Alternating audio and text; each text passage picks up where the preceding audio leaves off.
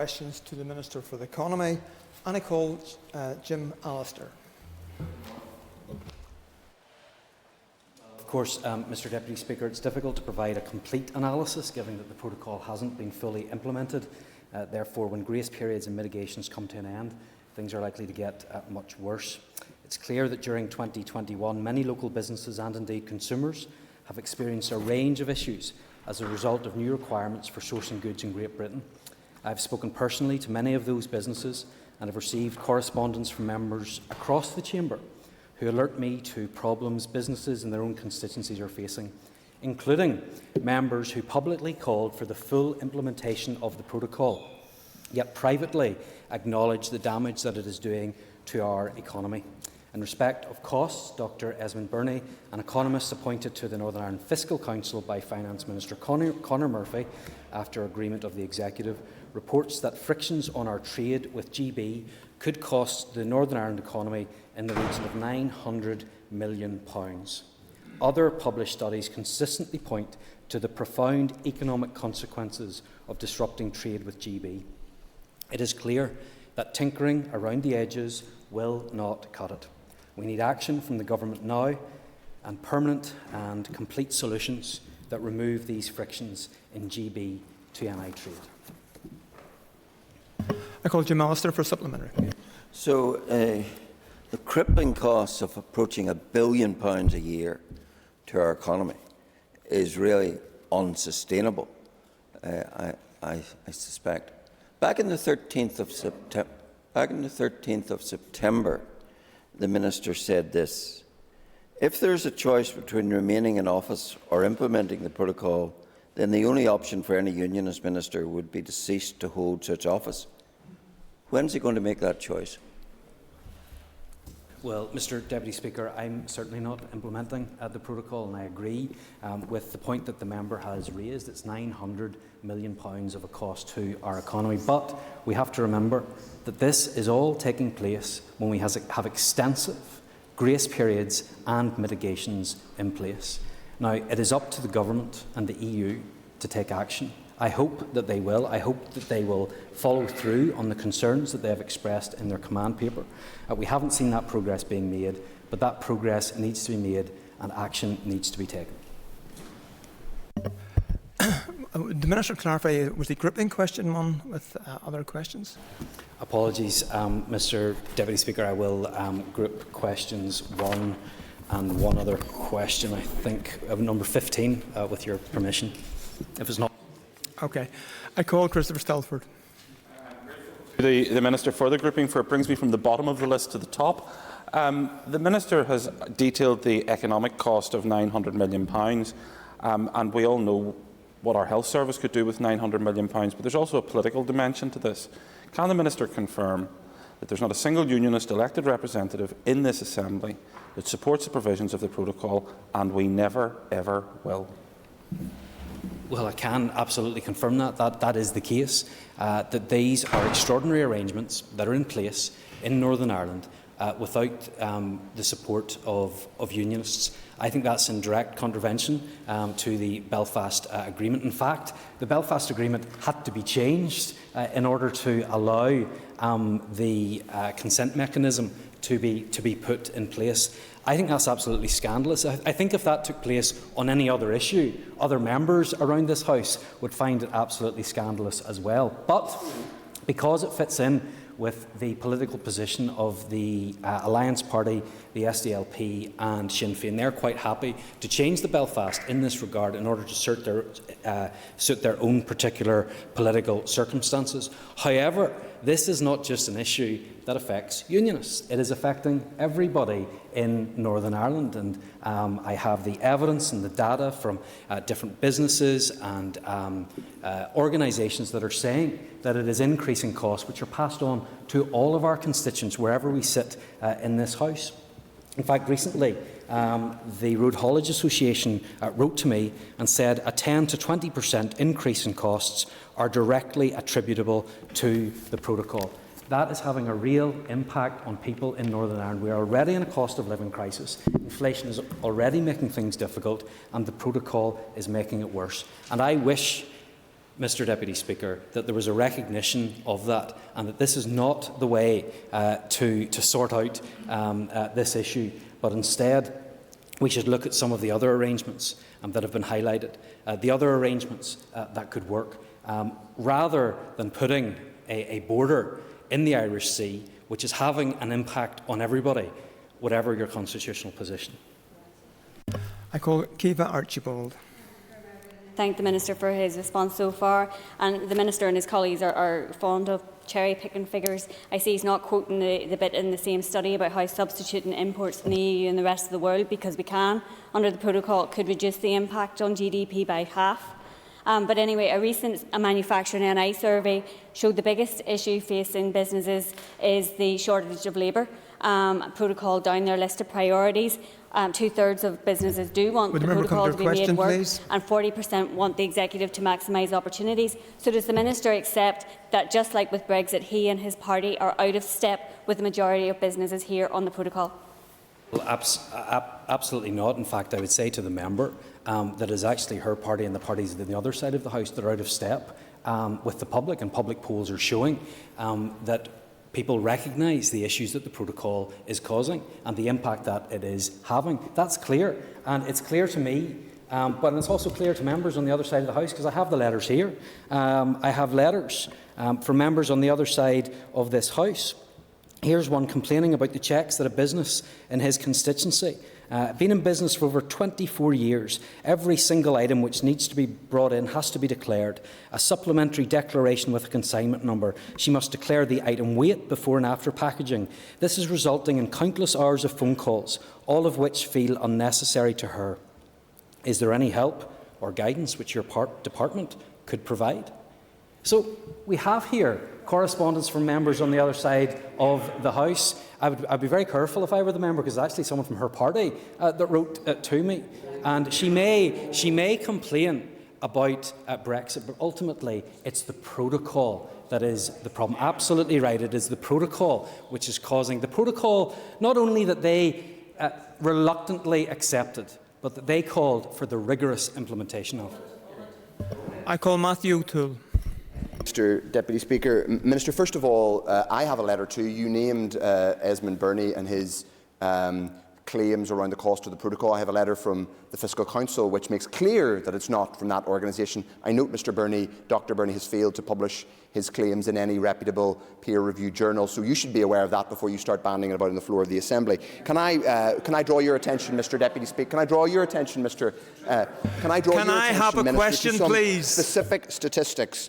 60% rise in increase in exports from Northern Ireland to the EU single market and the Republic. Order. 2/3 of Northern Ireland Chamber members see the protocol as an opportunity. 80% of manufacturing and Order. Would the member take a seat? Listen, I've asked for a question. If you ask the question now, I will let you. If you do not, I will move on. Question, please. Mr Deputy Speaker, I was getting to my question. I was listing the very real actual opinion of businesses in Northern Ireland. Order, please resume your seat. I call Steve Aiken. Okay. Thank you very much indeed. And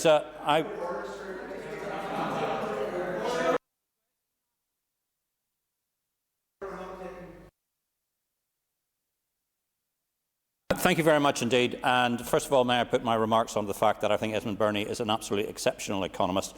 Indeed, should not be denigrated in this House by any means. And I do hope that Mr O'Toole will promote.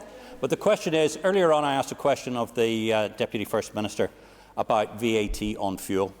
And it is very clear that VAT, if we reduce VAT across the rest of our nation down to 5% or lower, we won't be able to do that because of the provisions of the EU protocol. What has the Minister done about engaging directly with the Finance Minister, indeed the rest of the ministers across the United Kingdom, to make sure that Northern Ireland is not disadvantaged by this ridiculous protocol methodology? First of all, can I agree with the member in terms of what he has said about Dr Birney? I don't think that it is appropriate at all to denigrate somebody or their work simply because we disagree with it, simply because it doesn't line up with our own political view, and I think that that's unfortunate that took place, and I think we should listen to those, not just to those that agree with us, not just to those that share the same view as ourselves, but I think it would do other members well to listen to the real concerns that actually exist. Unfortunately, the issue that the member raises is yet again another consequence of the protocol. Another one, perhaps, that was unintended, perhaps that some people didn't see coming, but here we are yet again with another consequence of the protocol and another way in which it limits us having control over those issues. Although it is an issue for the Minister of Finance, because all issues around taxation and rating is an issue between the Department of Finance and Treasury, it is an issue that I recognise is a concern and absolutely believe it needs to be dealt with. I call Stuart Dixon. Deputy Speaker. Thank you, Minister, for your answers so far. Minister, did I hear you correctly when you said in response that you weren't implementing the protocol? Can you tell the House how you're actually doing that and why you're avoiding meetings of the North-South interparliamentary business between you and your counterpart in the Republic, when it is very clear to everyone in Northern Ireland that the shelves in our supermarkets are well packed in comparison to the rest of the UK, and that Brexit is the problem. The problem is not the Northern Ireland Protocol. The reality, Minister, clearly is that you need to be encouraging, there's a very clear question. The question has already been asked, Mr. Speaker. The question is to the Minister, what action he is taking with regards to avoiding the protocol. Minister. Mr. Speaker, here we have yet another member who refuses to acknowledge the impact that the protocol is having. And here we have, I can read you out lists of businesses and of people that have got in contact with me telling us about the problems that the protocol is causing. And it's here and in black and white, and unfortunately it's not only what we're experiencing now that worries me, it's what's coming down the track. And when we think of all the grace periods that will end, the mitigations that are due to end, and remember all of this right now is being held together by a £500 million trader support service, which will go at the end of this year, and what has eased some of the issues that we are facing will then be gone. So, look, I understand the truth is difficult for some members here. I understand they're feeling sore, perhaps because they called for the rigorous implementation of the protocol. But the truth is that it's having an impact, and we need to get it sorted out. Moving on, I should have advised members that question number 4 has been withdrawn, and I call Dolores Kelly. Question 2. Mr Deputy Speaker, following the skills strategy consultation exercise, my officials have now revised the strategy to reflect stakeholder views in conjunction with the recently established Skill Council and other departments across the Executive. Whilst the draft strategy was broadly endorsed through the consultation exercise, some amendments have been made to reflect key points of feedback. In particular, this focused on enhancing interventions related to economic and social inclusion to ensure relative parity to the strategy's focus on delivering against our economic ambitions. I am currently considering the final draft with a view to presenting this to Executive colleagues for final approval. However, I am concerned that the draft budget settlement will impact upon our ability to deliver the recommendations in the new strategy. This is not simply a fallout from EU exit, and so I would encourage members opposite to stop falsely blaming the budget situation on this. Instead, I ask you to back me in securing the finances needed to help young people from every background and every community get the right skills to allow them to secure a good job, and to help those from the most disadvantaged backgrounds to take their first steps towards a more prosperous future. I call Dolores Kelly. Thank you, Deputy Speaker, and thank you, Minister, for your response. And I particularly welcome the economic and social inclusion measures. Will that mean then, Minister, that you will not stand by your department's proposal to withdraw EMS support? As you know, many young people from a working class background rely upon that funding to enable them to attend studies and enhancing their skills. Well, first of all, Mr Deputy Speaker, can I just remind the House that these are certainly not proposals of my department, they're not recommendations from my department. The truth is that we are facing a very difficult budgetary situation as a result of the draft budget that's been allocated to my department. I'm not very happy with how that has worked out. I think that the executive needs to look at that again and recognise what its priorities are. I don't want to have to take any of those actions, and I hope that we can get a budget settlement that means we don't have to. I call Peter Weir.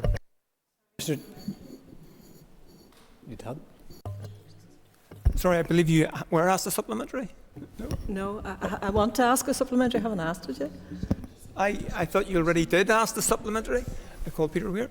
Well, thank you, Mr. Deputy Chair. I've only got one question. The Minister has obviously highlighted the impact in terms of on the skills strategy of the potential of the draft budget.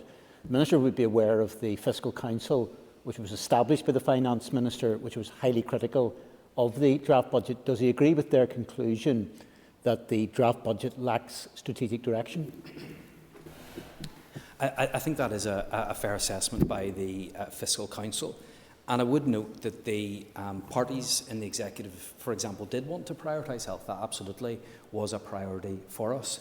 However, it's wrong to say that we only deal with the issues that we all face around health by dealing with the health budget, because it's certainly the case that in my own department, for example, when we're increasing the skills of our young people, when we're increasing opportunity for our young people, when we have jobs for our population, when we have that investment, then we're in a place to ensure that we have better health outcomes overall, and that's where I feel that this budget is lacking, and it will have a particularly detrimental impact on my own department. It doesn't have that strategic focus, as the Fiscal Council have rightly pointed out. I call Nicola Brogan. Last and Corlan, thank the Minister for his answers so far as well. Minister, a major problem with the skills system is the fact that we rely heavily on English awarding bodies who provide qualifications that aren't always relevant to the needs of local employers. So will your skills strategy address this by delivering more vocational qualifications through local providers? Mr. Deputy Speaker, those are, of course, issues that she will understand were looked at in the draft strategy, and in particular the need for the qualifications that we offer and that we have here in Northern Ireland reflect where the job market is and where those opportunities are as well. So absolutely it is the case that we need to make sure that we have those qualifications for our young people. Moving on, I call John Blair. Deputy Speaker, question number 3. With your permission, Mr. Deputy Speaker, I wish to group question numbers 3 and 6. And I may wish to avail of some extra time on this question as well. Mr. Deputy Speaker, I want to thank the member for his question, for giving me the opportunity to respond to some of the misleading and simplistic narrative from some of his party colleagues. Even a basic understanding of mathematics would demonstrate that even with EU funds, many areas of the work within the department would need to stop because of the Finance Minister's budget settlement. The UK Government has made a commitment that it will replace, at a minimum, the level of EU funding that flowed into Northern Ireland. The real challenge that we face is that additional funding for Northern Ireland is being managed by Westminster. If Mr Toole has a question, he can maybe rise for a supplementary instead of chuntering from his seat. So although this additional funding for Northern Ireland is being managed by Westminster, it may not necessarily align to the Executive's priorities. Therefore, funding for core DFE services, such as apprenticeships and grants for innovation, were the subject of a significant bid, which has to date been declined by the Minister of Finance. It's also worth noting that the Department of Finance has been leading on the issue of EU replacement funding on behalf of the Executive. The reality is that the Finance Minister's draft budget 2022 to 2025 proposes real term cuts to the Department's baseline of 8%, 11% and 13% over the next 3 years, totalling £259 million across the years. I'm sure the member would wish to join with me to encourage a rethink about disinvesting in young people, skills and widening participation. I call John Blair. Deputy Speaker, I'd like to thank the Minister for that answer and the detail contained in that answer. Can I ask, quite separate to the issue then of core funding in respect of apprenticeships, what steps he is taking or has taken to ensure that essential community organisations currently recipients from the European Social Fund do not miss out due to the uncertainty of funding distributed from the Shared Prosperity Fund? Well, of course, this is where the Shared Prosperity Fund does play an absolutely critical role. And only just before I came to this chamber, I was meeting with the Secretary of State for Northern Ireland and made him aware of the importance of making sure that we don't duplicate provision. The money that's coming from the Shared Prosperity Fund shouldn't duplicate what we already do, but instead should go to these services which are so necessary. And apprenticeships is absolutely one of those. I've met many apprentices as I've been out and about over the last number of months, and developing that local skills base is an absolutely key priority for me, and I believe a cornerstone of our recovery. And those apprenticeships have a vital role to play in helping equip people with the skills that they need for that constantly evolving jobs market. I call Harry Harvey. Thank you, Deputy Speaker, and thank you, Minister, for your answers thus far. What supports does the Minister have for over 25s who want to retrain and learn new skills in the new growing sectors? Thank you. Well, Mr Deputy Speaker, this is an issue that has been raised with us again and again. We understand how more people over the age of 25 are wanting to avail of that, and that's why our existing higher level apprenticeship is open to participants of all ages. And I recognise that extending level 2 and 3 apprenticeships to more people across more sectors can help address skills gaps and allow older workers to reskill or upskill. I can't be any more precise on timescales at this change, because changing the age eligibility criteria and introducing public sector apprenticeships will both require additional budget. So my department will need to consider how we take this forward in view of the exceptionally constrained position for 2022-23 onwards that is anticipated.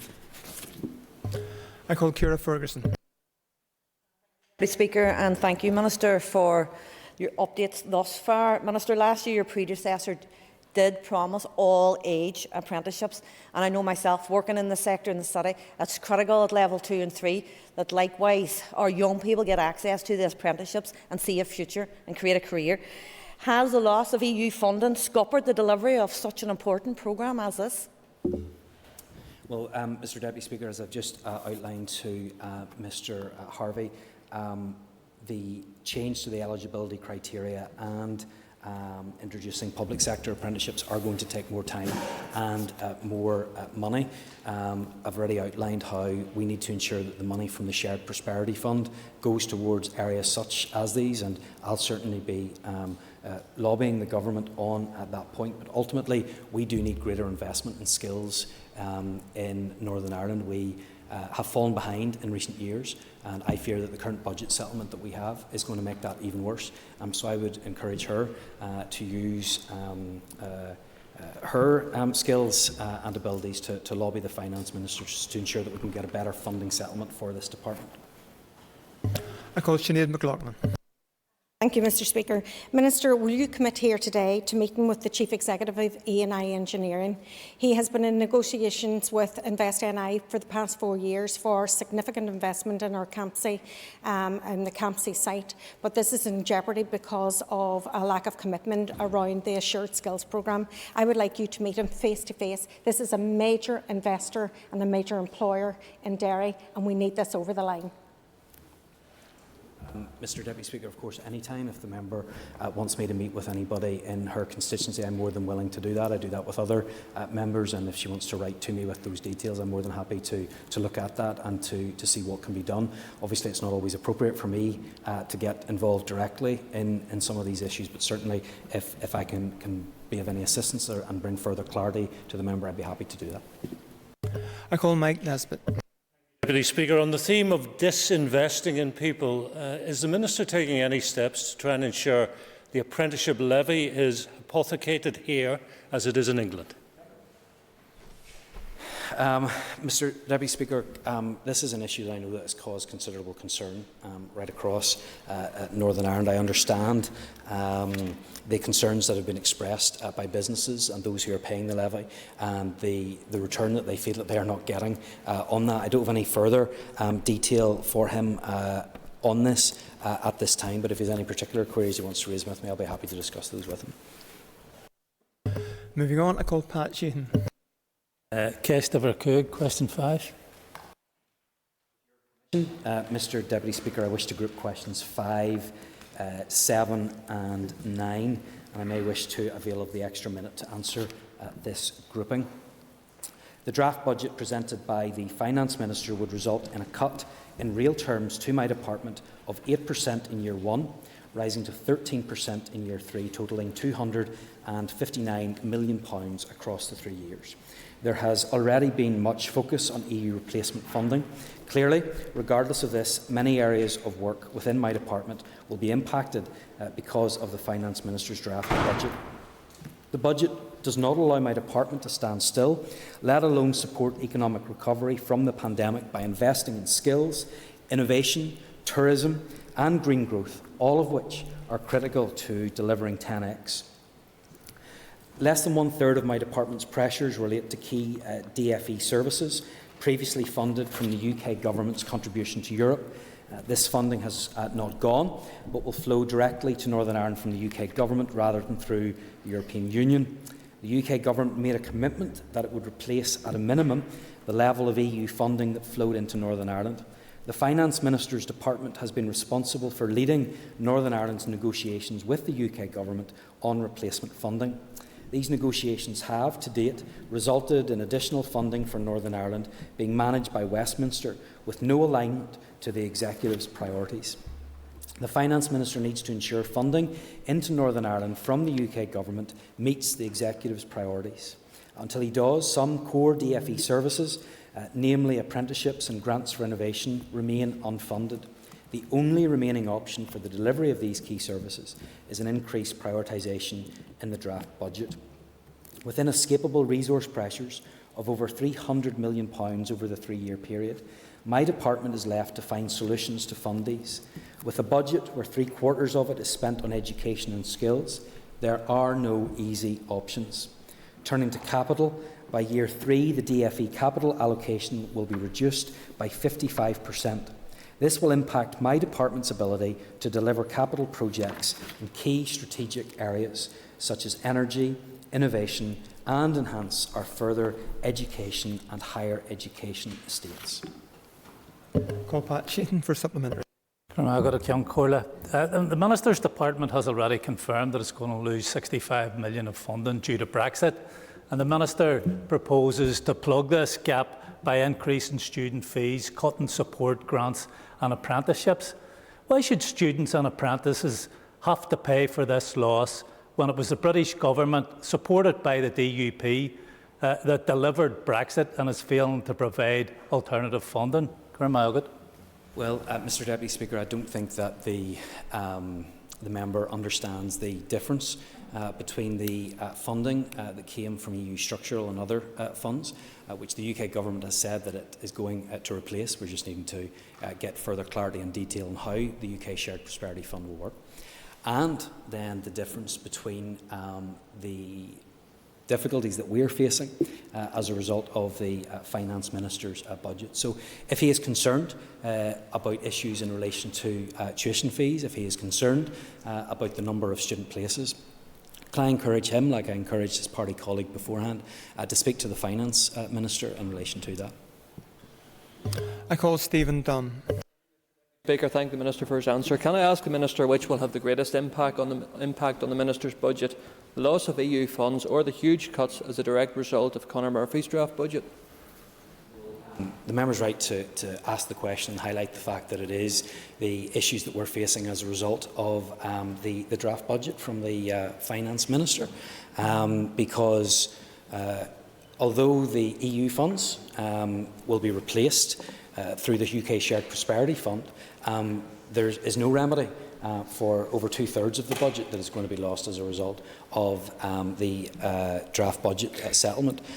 So that is the difficulty that we are facing.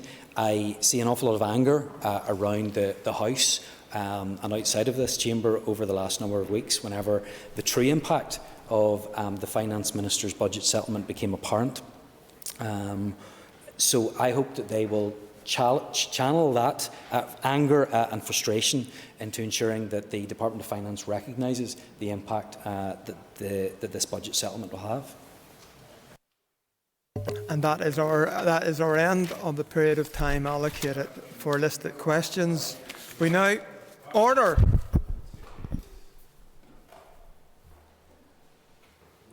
I'm endeavouring to carry my duty as a Deputy Speaker, guided by the clerks, trying to be as fair on everyone. Unfortunately, everyone cannot get speaking.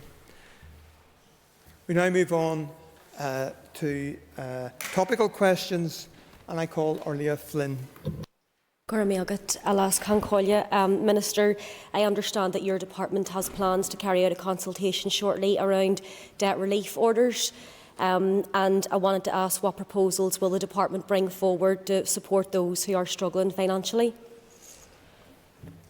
Well, these will be there will be consultation on this in due course. I'm not exactly sure what the member is wanting to know in particular, but maybe in our follow-up questions she can ask for some specifics. Is that if there is some way that we can make sure that measures that we are taking better address the problems that our people are facing, of course we'll listen to that. But she may already have a supplementary in mind. I call Orlia Flynn for something. Yes, thank you. And I suppose it was really just around the scope of the consultation itself. I know that recently the Consumer Council had done a piece of research that found that people in the north have relatively low levels of savings and disposable income. So just in relation to the cost of living crisis, that there may be more at risk. And it was to ask really around, could the department even look to extending the remit of the consultation beyond debt relief orders, that might be able to consider some other measures that can try and help and support people, actually prevent them from falling into debt in the first place? Mr. Deputy Speaker, I'm more than happy to look at that, but of course as the consultation goes out I would encourage people to respond to that consultation. We don't just do these because we have to. We are genuinely interested to hear what people think, and so through that consultation process people should respond if they think that there's ways in which this can be made better. I suppose if there is one message that I would send to people who are struggling at this time, and we know that this can be a difficult time of the year, I would say to people that help is available, and encourage people not to put their head in the sand, because there are those that are out there that want to help. I think that's a really important message that we can send from here today. There are fantastic organisations both in the public and the private sector that can help Christians Against Poverty. I know have a fantastic track record of helping people who are in debt and financial difficulty, and we would of course encourage people to realise that help is available and get that help as well. I call Stephen Dunn. Deputy Speaker, can I ask the Minister how important are the creative industries to our local economy, especially in light of the general UK release of Sir Kenneth Branagh's Belfast film last week? Mr. Deputy Speaker, it's hugely important, and I'm absolutely delighted in the growth that we have seen in the creative industries in Northern Ireland over the last decade. I think it's fantastic to see the progress that has been made and the new opportunities that open up for people here in Northern Ireland. I was delighted to have been invited to the premiere of Belfast in Belfast a few months ago. I think first of all it's a reminder of how far we have come as a society. I think why it has impacted on people here so much is that many people recognise that time, recognise what went on. We're now in a very different place. And so I think it's fantastic to see a film like Belfast, and Northern Ireland Screen actually was involved in the early shaping and support of this film. We also can look at Game of Thrones, we can look at Line of Duty and see the huge impact that Game of Thrones and television shows like that have had here and much more widely on the creative industries. And I call Stephen Dunn for supplementary. Mr. Deputy Speaker, and thank the Minister for his answer. And indeed, the creative industries have made a very valuable contribution right across our country. Can I ask the Minister what further opportunities exist for supply chain jobs within this important industry? Well, yeah, absolutely. I was in the first few weeks, I think I was in this role, visited Titanic Studios and was able to visit the set of Dungeons and Dragons, and it was incredible speaking to some of the employees there, people that were working on the film and had just worked on the film. It was incredible to hear stories of how people that were involved in fashion and other skills had moved away to London and elsewhere in the UK, and then had moved back because of the opportunities that were now opening up in Northern Ireland. And that's as a direct result of how well the creative industries in Northern Ireland are doing. It's why it's so critical that we continue to give support. The executive was very, very important in creating that support to allow this industry to grow and to flourish into what it is now. We want to make sure that that can continue, because ultimately, whether you are in fashion, whether you're in set and stage design, whether you're a painter, an electrician, or making props, as I saw one individual do, there are huge opportunities here. We need to make sure we grasp them. I call George Robinson. Mr. Deputy Speaker, could I ask the Minister if there's another extension to the highly successful High Street voucher scheme for the people, through no fault of their own, who has missed out on receiving this much needed and welcome source of funding, particularly around the Christmas period?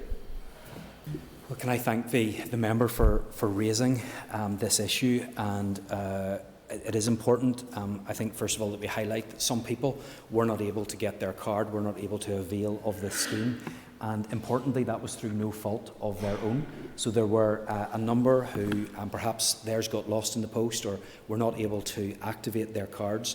I understand how frustrating that will be. So as a department, we are currently looking for remedies. I hope in the next few days to be able to bring that to the House and to be able to share with members how we intend to fix that issue.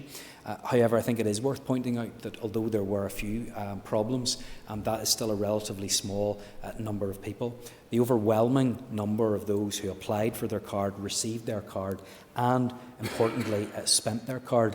£136 million was spent, and it was a fantastic benefit to business. And I know members are aware of the impact that scheme had.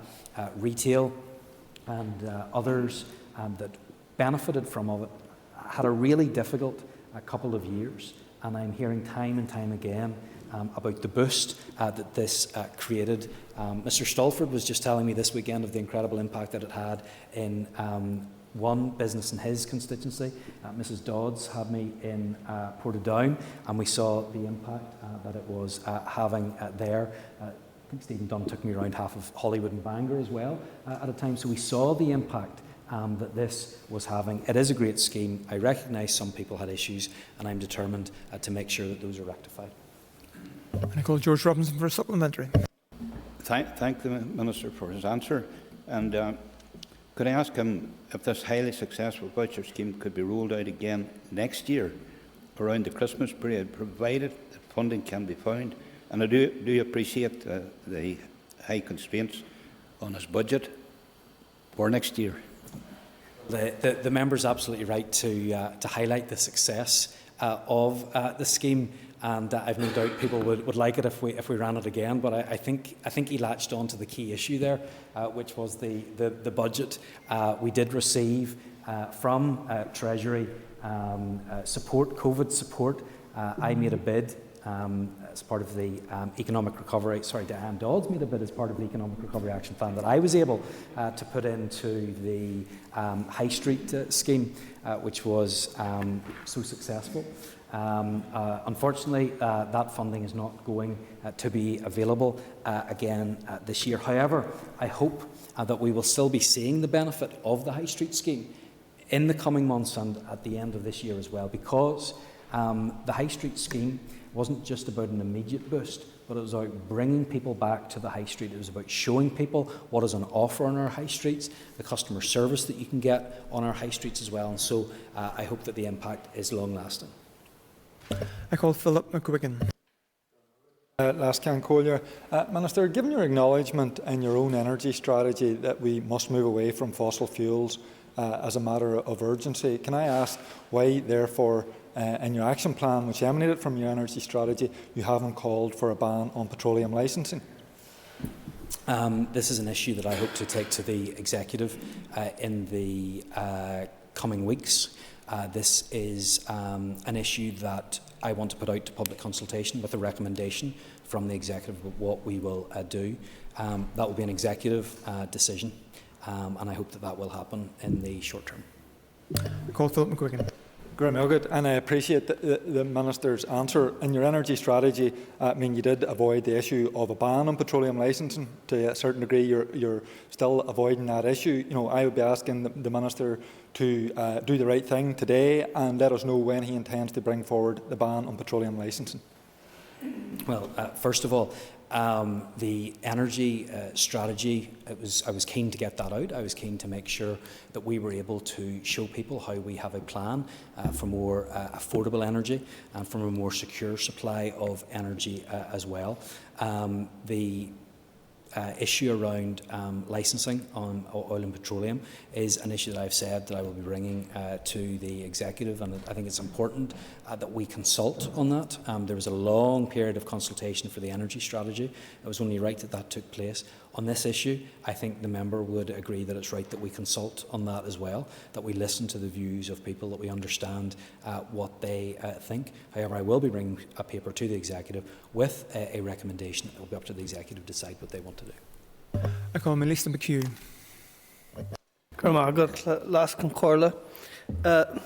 Minister, I know that you're only too well aware, as everyone else is, of the shortage in student accommodation, even to the extent that last week it was in the news that Queen's themselves had actually booked out a hotel to meet the demand there, and that given that it's so inaccessible for many students now at the present time, with the high rents and everything else, what steps are your department taking in order to help to address this crisis?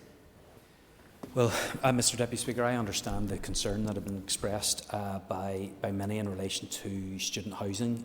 It was an issue that I had engaged with the universities on in August and September time. Ultimately, I have to say that universities are autonomous institutions, and it's right that they develop their own policies, and it's not something that I can or should dictate to those universities about. However, I do know that the universities took all action that they could. They saw that this was an issue that was coming. They looked at the options that were available, including encouraging other means of accommodation. They looked into other private accommodation providers and indeed hotels as well. So look, it clearly remains an issue. I hope it will not be an issue next year, but ultimately it is an issue for the universities themselves. Accommodation McHugh. Thank you, Minister, for your answer so far. Minister, just the cost of living has increased as well too, and the severe financial prices that are now bearing on students in relation to the increased rents and so on is forcing them towards the hardship fund. I ask you, Minister, what steps again has your department taken, given that in fact you have actually handed back money, unspent money from the student maintenance grants and bursaries, rather than relocate it to support students? Well, Mr Deputy Speaker, I would need to check the figures on that, but I am aware that having gone out to my department and asking them where they believed these funds could be used, we didn't receive any responses or any acknowledgement that that is somewhere else, that there was a high demand. If there is an issue, if there is a problem, it's more than something that I would be willing to look at, and whether that's if there are issues with the hardship grant, I'll be more than happy to look into that. I call Pat Sheehan. Corla, the Minister be aware that the New Decade New Approach Agreement contained proposals to strengthen workers' rights, including the ending of zero-hour contracts. Can the Minister tell us when he intends delivering on those commitments? Well, look, the member will be aware that the department rightly was dealing with COVID-related issues for most of this mandate. I understand that there was a desire to make sure that these issues had been progressed and that they had the opportunity to discuss this on the floor of the Assembly. There are a number of competing priorities, or were a number of competing priorities for the department over the last number of months. My focus had been on getting the parental bereavement leave and pay bill to its conclusion, and that's where my focus is at. I think there are a lot of issues in and around employment law that we need to deal with. Unfortunately, I think those are going to have to be now for the next mandate, and I think we're going to have an awful lot of employee-employer issues to be dealt with through that bill. But quite simply, the answer to his question is that there wasn't the time in this mandate to get those completed. Unfortunately, we've run out of time. That is the end of our period for listed questions. Point of order. Mr Deputy Speaker, I appreciate the point of order. If I may clarify my remarks, Mr Deputy Speaker, in our previous session it was suggested that I was denigrating an individual economist. I wasn't. I was simply